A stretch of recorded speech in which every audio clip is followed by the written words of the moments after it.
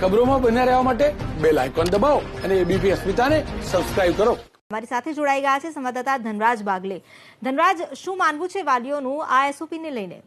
જી બિલકુલ, જે પ્રમાણે નિર્ણય સામે આવી રહ્યો છે ત્યારે 16,000 સ્કૂલોનું ગુજરાતભરમાં સંચાલન કરતું સ્વનિર્ભર શાળા સંચાલક મંડળના પ્રવક્તા આપણી સાથે મોજૂદ છે. દીપકભાઈ, કયા પ્રકારે આ નિર્ણયને આવકારી રહ્યા છો, કેટલું યોગ્ય માની રહ્યા છો?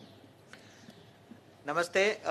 સૌથી સારા સમાચાર તો મિત્રો એ છે કે વિદ્યાર્થીઓ છેલ્લા 7 મહિનાથી ઘરે પુરાઈને બેઠા છે.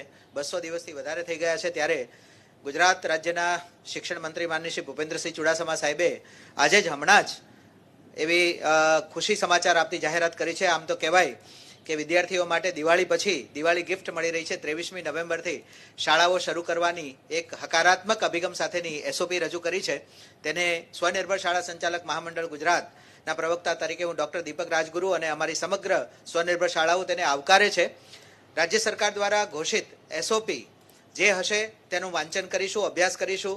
કઈ બાબતો ખૂબ જ ગંભીર છે અને કઈ બાબતોમાં અમારે સાવચેતી રાખવા જેવી હશે તેને વાલી મંડળ સુધી, વાલી મિત્રો સુધી, વિદ્યાર્થીઓ સુધી લઈ જઈશું અને એ કઈ રીતે અમલમાં લાવી શકાય તેની તકેદારી રાખવાની સૌની ફરજ છે. સૌથી મોટો નિર્ણય એ કરાયો છે કે વાલીની સંમતિ લેવામાં આવશે. વાલી હા કહેશે તો જ વિદ્યાર્થી સ્કૂલે.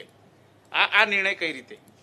રાજ્ય સરકાર દ્વારા હમણાં જ માનનીય શિક્ષણ મંત્રીશ્રીએ એવું જણાવ્યું કે વાલીની લેખિત સંમતિ લેવામાં આવશે અને તેનું ફોર્મ આપવામાં આવશે.